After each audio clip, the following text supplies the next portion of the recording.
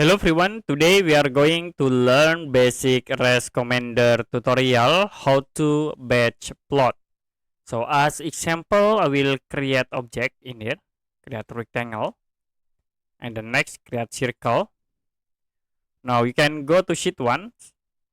I will set in the sheet 1 into the rectangle, and the second sheet 2 I will set into the circle object.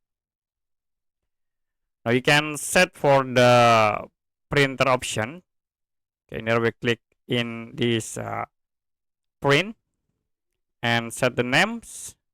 Okay, we'll set for the my printer. We use default settings and you can click apply to sheet.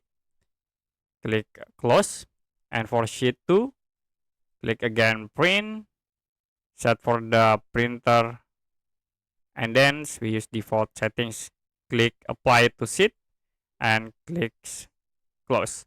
Now you can save this file by clicking the save tools, and I will save in this folder. Click save. Now to batch plot, you can type batch plot or batch print, press enter, and then click add file. Now searching for your save file. Okay, we use this file. Click open, and it will show for the file in here for sheet 1 and sheet 2.